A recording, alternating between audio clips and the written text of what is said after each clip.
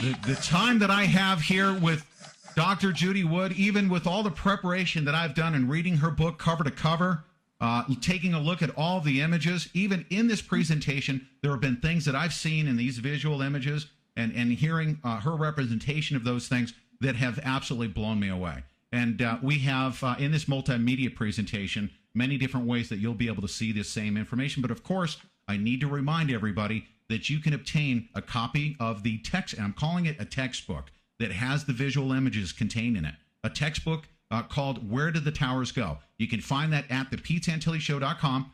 Click on the tab where it says Where Did the Towers Go? You can purchase a copy of this textbook. And I have also said, after reading it from cover to cover, it literally has changed my life and the way I look at things, and especially with how I've had conversations with Dr. Judy Wood. But I'm telling everyone, if you purchase this book, and if you're not absolutely convinced, this is, as Ashley Jones has said, it's the most important book since the Bible, period. If you don't agree or haven't seen something contained in that book, you send that undamaged book back to me. I'll refund 100% of your money, including the shipping costs, period. But Dr. Wood, without holding you up any further, let's proceed with the presentation. So here we are at one story below ground level in the mall area that's right below Building 4. And I'd shown where the people were walking along.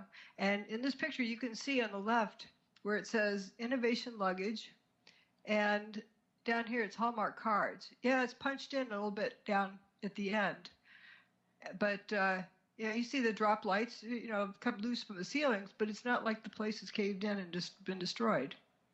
And how far underground was that picture? Just one level down? Sorry. This is just one story. If you go up one story, you're walking along at ground level. Sure. Thank you. Mm-hmm. So here we are on the green topographical map of the debris field, and the indentations represent debris that has fallen, which is, relatively Oh, no, small. you make an assumption there. Oh, okay. We have holes in the ground. We have indentations. That's all we know. We don't know how they got there. Okay. Yeah, I'll deprogram you some more. Yes, please.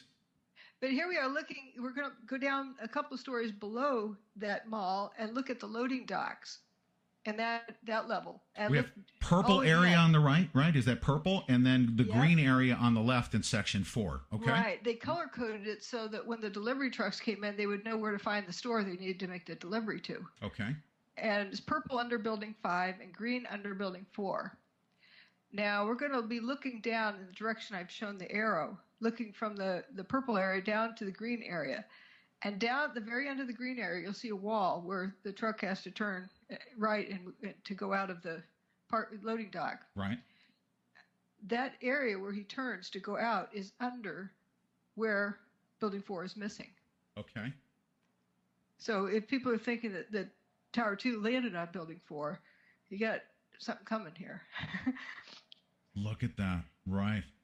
And there's an audio that plays this. Look, see down at the very end, the green wall. That's under where Building 4 is missing. Wow. Going down to the parking garage. We're in quite deep. These are the first pictures of search crews underneath the World Trade Center, desperately looking for survivors. Going down here? That wasn't a busted up parking garage. That wasn't even a full parking garage. That to me sounded like an empty parking garage. That nice echo. Someone down there. Right. And this area right here looks pristine, virtually untouched, correct? Yeah, it's more dirt on the floor, but right. The lights are still working. Sure. And this is right above that same area. And this is the picture with the New York Giants helmet, the girl with the face mask, and she's standing in the debris field. She's looking down like, what the heck is that? Wow. She's got this curious look on her face. And you can see Stairwell B in the distance, that little clump of debris in the middle. Right. That's all that was left of it. And that's where those guys walked out of. Wow. Mm-hmm. And there's the corner facade, but you see these holes in the ground. Now, I noticed that surface area is dirt. The buildings weren't made out of dirt. Below her feet, is that correct? Yeah, and all around on there is dirt. Mm-hmm. And you look at pictures from the next day and the day after, and that's where the dirt appeared. This picture was taken like it's labeled the 13th. It may have been taken the 12th, but it could be the 13th of September. It's not on 9/11. It's like the day or the second day after. But buildings don't collapse into a pile of dirt. That's right. And looking at the pictures more carefully, it looks like they came in wheelbarrows and dumped them in clumps in some of the pictures. But there's something else interesting. I've got a clip of Rudy Giuliani the next morning, the morning of the 12th, bragging, almost like he, was going to have it all cleaned up by the end of the day.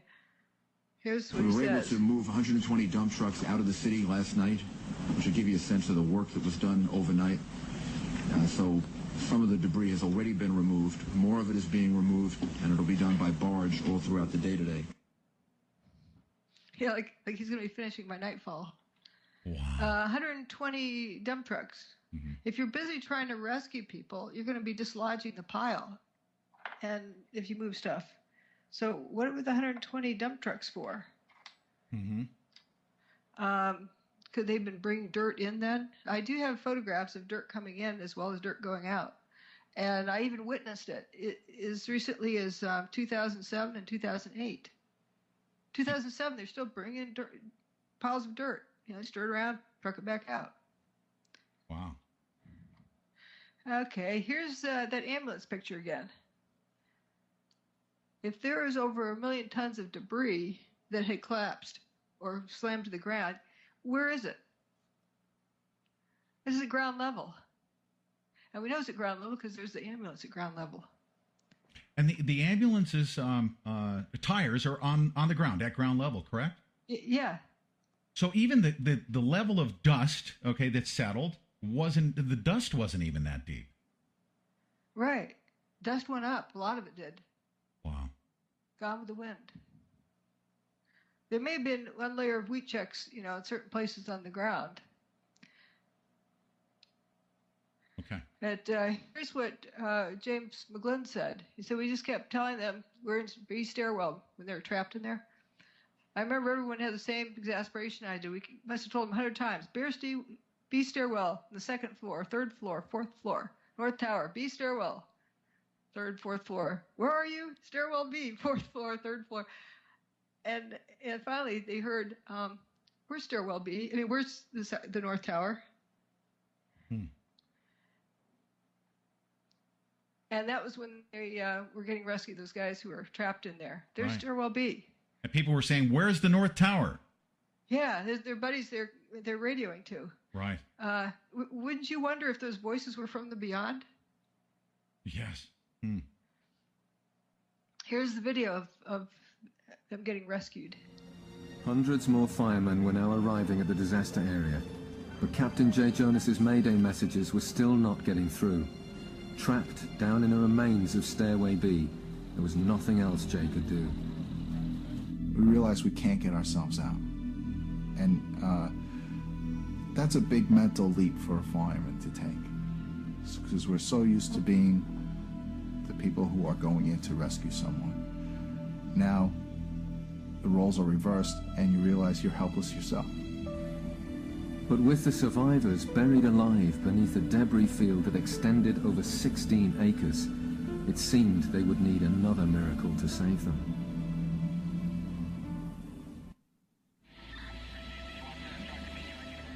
It was midday on 9/11, and in the chaos and confusion, Captain J. Jonas's Mayday messages were still not being received. The firemen had no idea there was a pocket of survivors nearby. Then Jay again tries to make radio contact. Unexpectedly, this time his call is picked up. One of the officers coordinating rescue operations is Chief Nick Visconti. He responds to J. Jonas's Mayday call. Operations to Lattice 6. All units stand by. Operations to Lattice 6. I got a radio transmission from Nick Visconti. I heard Operations Post to Lattice 6. Operations Post to Lattice 6. This is Jay, where are you? Okay, 10-4. North Tower, stairwell B is in boy on the second floor. But the location Jay gave was unbelievable to them. The North Tower no longer existed. They asked for his location again. He asked me that a couple times, and one time he asked me that. Somebody else got on the radio and said, "Where's the North Tower?" I remember somebody saying it. Where's the North Tower on the radio? And I said, oh, shit. I says, it's not good. I'll see. So here's where Beach Stairwell was. Okay, and now what we're looking at is the overhead representation with the holes in the debris field. We're looking over the World Financial Center, which is in the west side of West Street. Right. Back at what was left of the complex. And what I'd like to point out is that smooth dome of the World Financial Center 2 building. Nothing on it.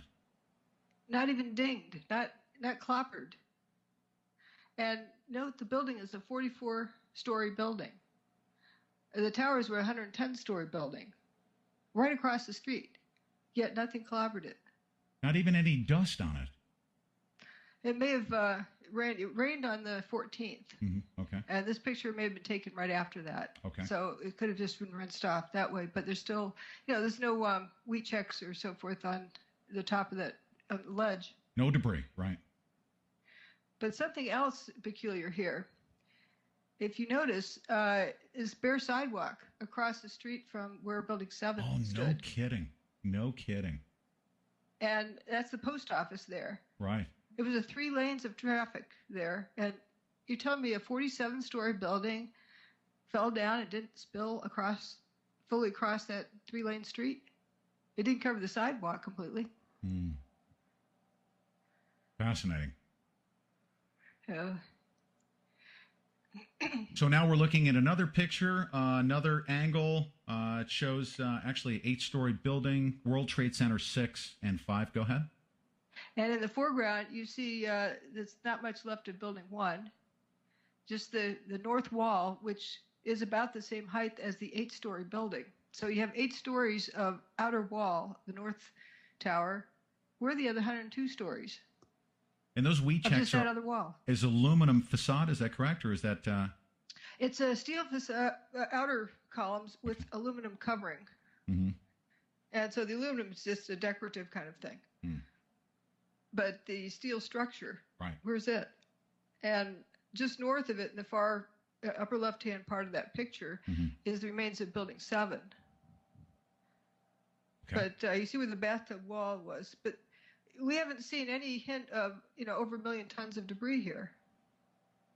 1.25 million, yes. Now the bathtub, this important part. Sorry.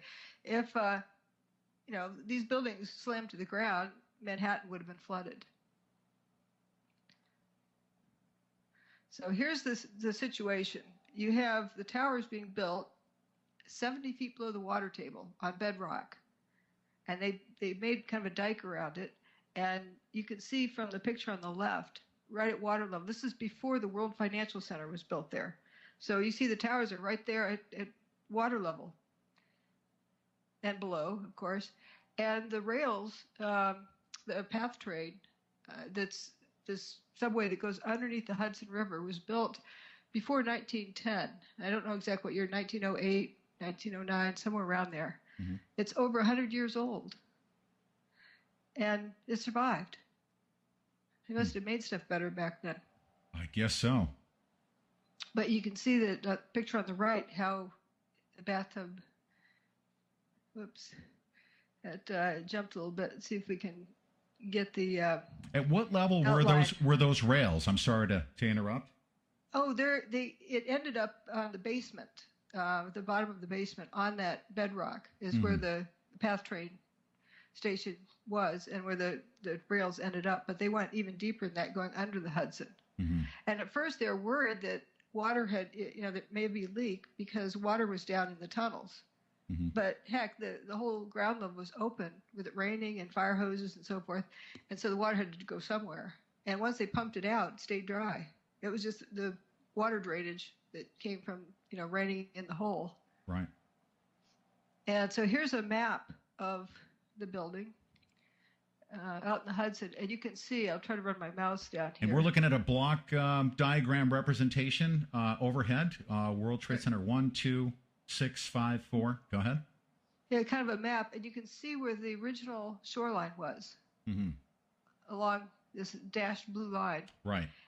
And then the bathtub was built out in the Hudson. That's that red enclosure around. You can see where the PATH train subway station was. Right. See. So they basically had to push the river out that way by building that bathtub. Right. Well, they just built the towers in the Hudson and built this dike around them. Mm-hmm. And then they put the PATH trains inside that big bathtub. They rerouted it in 1971. Okay. And afterwards, well, here's during the construction, and you can see way down here in the bottom of the basement there. And then this is ground level, so that's 7 stories down. And this is when they had the old PATH train station, which was about the 4th story down. Ladies and gentlemen, we're gonna go to our last break here. We're looking at a picture. What year was this taken in, approximately, Dr. Judy? This is about 1970. 1970. Okay. Dr. Judy Wood is with us. We're going to be back right after this break, and we're going to wrap up in this final 20-minute segment. This is unbelievable. Now you and your family and friends can enjoy the cleanest, most delicious. All right. Now, if we could, just to let you know, what time do you have on your clock close by, Dr. Judy? Let's see. It's well, got 2 different times. That clock can't be right. On the computer is 3:39. Okay, so 39. We will, when we come back in this final segment here, we will go to 55 minutes. Okay. Okay. Okay. So the 55-minute mark. So just gauge that, because I want to end powerfully.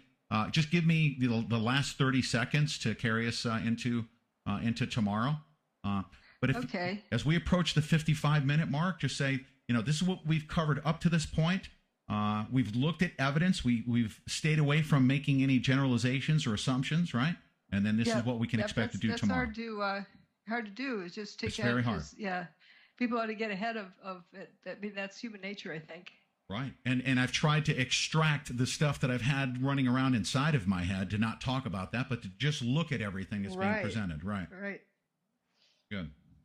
But just being an observer and listening to the people or seeing the reaction here in the chat room, that the building, I think it was it 2, had with the dome on top, no dents. Yeah. Yes, no dents.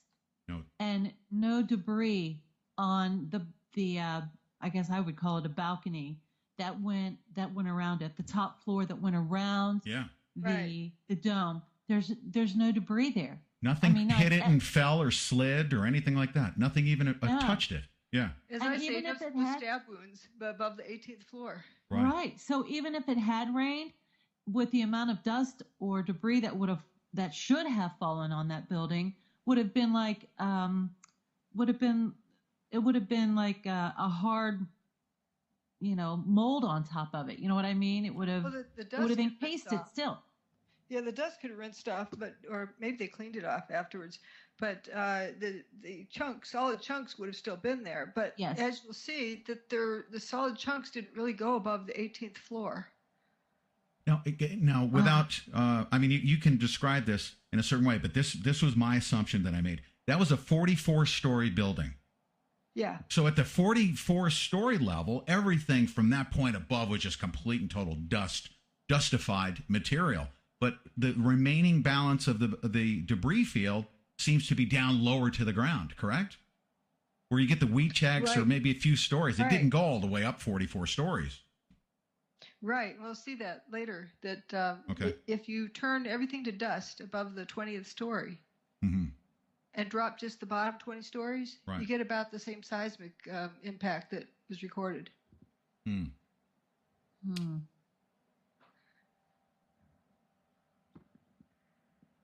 Okay. And Daniel, are you there?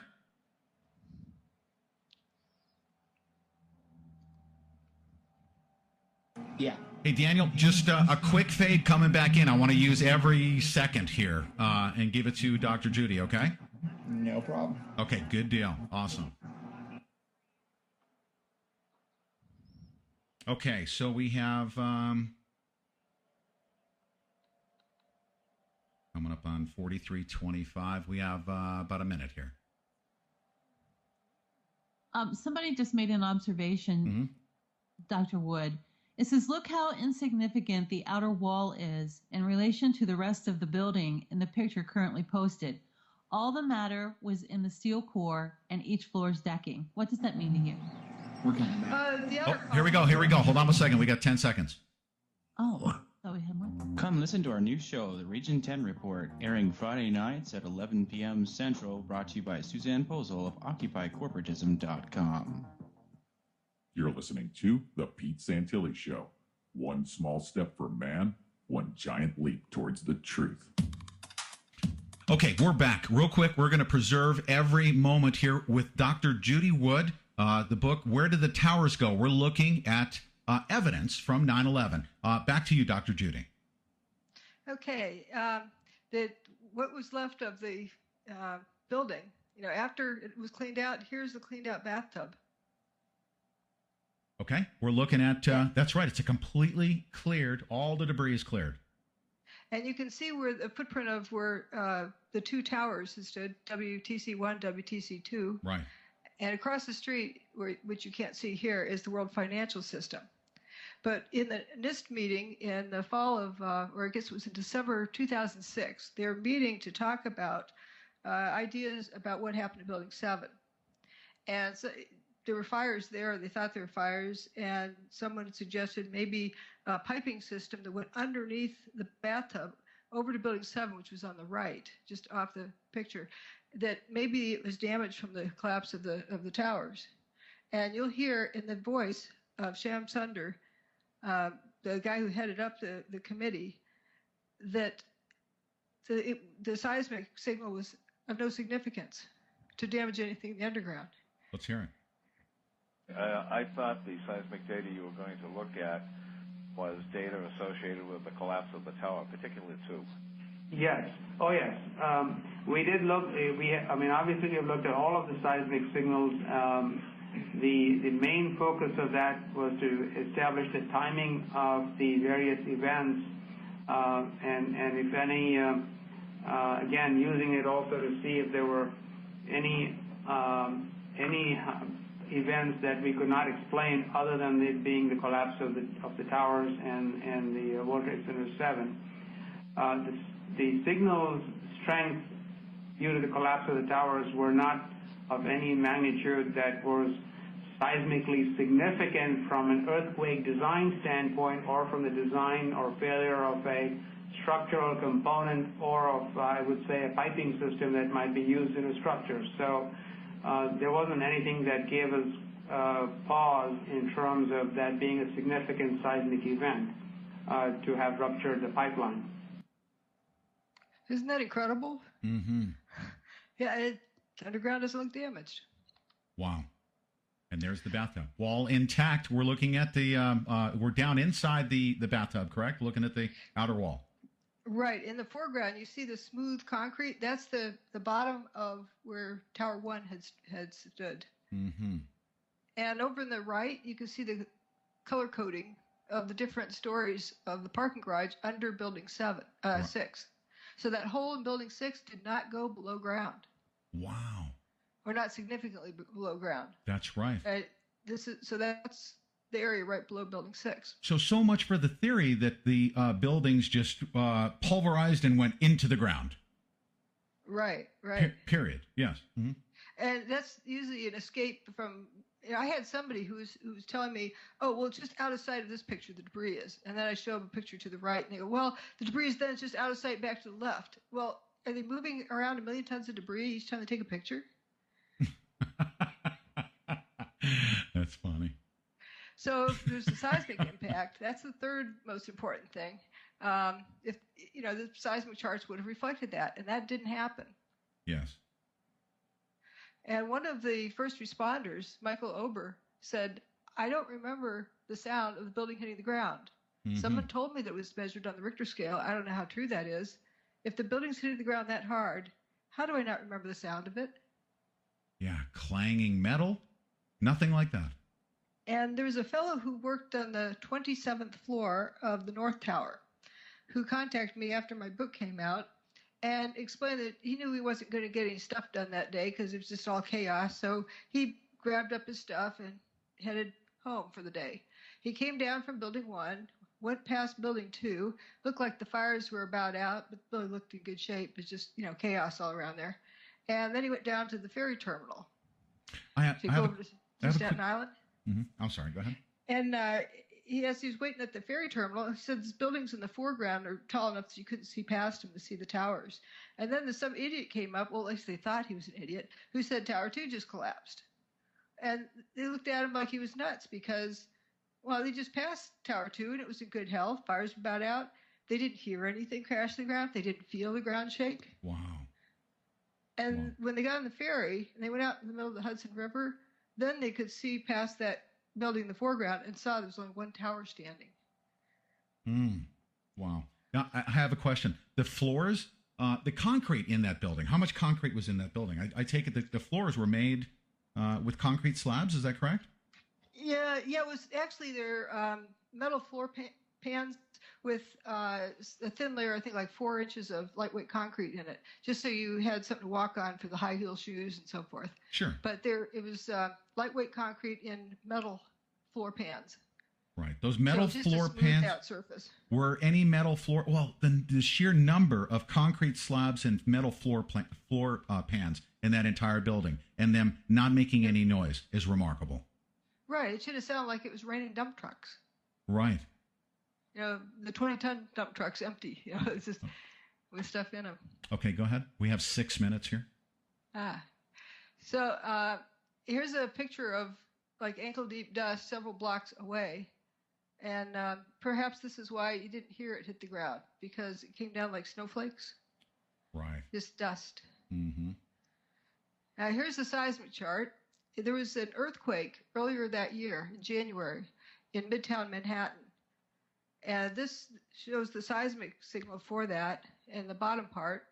And the top part, it shows the demise of Tower 1's seismic signal. They're very different in nature. And but we know that bedrock can transmit seismic signals because it did for the earthquake. Sure. But notice the lines are more spaced in the Tower 1 demise, and the other one, they're very closely spaced, so it's a different frequency. Also, it has a P wave, a primary wave, and an S wave, a secondary wave, arrival shown for the earthquake. But there was no S wave or P wave for the Tower 1's demise. Wow. And here, there's 3 kinds of signals. There's P wave, which is like a rubber band snapping. S wave, motion like a jump rope, where the motion is transverse to the direction of travel. And then there's surface waves, like if you get up off your mattress, your mattress springs back because it doesn't have that weight on it anymore. That's a surface wave. It turns out during the demise of the towers, there was only a surface wave, no S waves or P waves. Now, the P wave, the primary wave, and S wave, secondary wave, they travel, because they're different, they travel at different speeds through the Earth. They travel through the Earth. And you can tell how far away the epicenter is because they travel at different speeds. So you see that by the lead time of the P wave over the S wave, you can tell where the epicenter is. Meaning nothing was really going on below the surface. Well, here is for the chart for Tower 1. You see there's no S wave or P wave. That means the signal did not travel through the Earth. You're right. You got that one. Wow. And there's only the surface wave. And it only lasted 8 seconds. Now, you see this, I call it the snout that leads up to the big signal. That's where the lead of the P wave. You don't see that in this chart. Also, the 8-second, that the ground shook for, Houston, we have a problem because it would take 9.5 seconds approximately to drop a bowling ball off the roof and have it hit the pavement. Oh, my goodness. That's the one that really got me. So the ground only shook for 8 seconds. That's evidence that the building did not fall. And by the way, the 9.22 seconds to drop a bowling ball, that calculation is done in a vacuum without any air resistance, correct? Right. Right. Okay. So that's why I'm rounding up to 9.5 seconds approximately. But still, it's a long way away from 8 seconds. Right. Okay. And this next chart was right after the demise of Tower 2. Mm-hmm. And then the signal from Tower 1, which was a 2.3, should have been a whole lot more. And you know that the seismic signal was, were being transmitted to the recording station because of all the quarry blasts recorded all day. Right. But notice on the very bottom line, you have an earthquake from the Fox Islands that was recorded, but nothing for Building 7. It was a non-seismic event. Building 7 was non-seismic? Yeah, there's nothing significant, right? Really. Right. It was a 0.6 on the Richter scale. Mm. It didn't have an S wave or P wave either. And I compare it with the King Dome because it's, lots of data available for the King Dome. Mm-hmm. But remember, it takes 9.5 seconds from the tower to drop a bowling ball to the ground. Mm-hmm. That's right. But the top of the Seattle King Dome to the ground would be, for dropping a bowling ball, would be about 4 seconds or a little bit less. Okay. Let's hold this thought. Get the ground shook longer. I'd like to get final commentary from you. We're going to be wrapping up here this segment, and ladies and gentlemen, we'll come back. I'll have final comments here for tomorrow's episode. But what can we expect to be seeing tomorrow from this point, looking at the seismic waves? Well, instead of doing little dabs all the way through, I've chosen to do each step systematically, because the most important things are the groundwork. Remember, to figure out what happened and why we need to know what happened. And what we've covered here is, if the buildings had collapsed to the ground, you'd see a pile of stuff there, which we didn't see. The Manhattan would have been flooded, which didn't happen. And the seismic chart would reflect it, which it didn't. The seismic chart implies that the buildings did not slam to the ground. Yep. Thank you. You'd have a signal going through the earth. Thank you. And these are facts, correct, Dr. Judy? This isn't speculation. We haven't made anything up. This is factual information. Yes. You have filed all of these pictures and documents with the federal court system, correct? Or most of them, yes. Most of them. Okay. Is there anybody else that has conducted a thorough investigation like this and has filed their documentation with the federal court system? Nope, and no one's even done a comprehensive forensic investigation except for me, including NIST. Ladies and gentlemen, here on the Pete Santilli Show, you're getting all of the evidence, not just a portion of it that suits any documentary or anything like that. We're looking at this evidence. For those of you that have been asking for a 9/11 investigation, that investigation has been conducted by Dr. Judy Wood. Tomorrow, she'll be back for more. We'll see you then. Do you experience anxiety on a daily basis? Do you struggle? Alrighty, thanks so much, you guys. Thank you.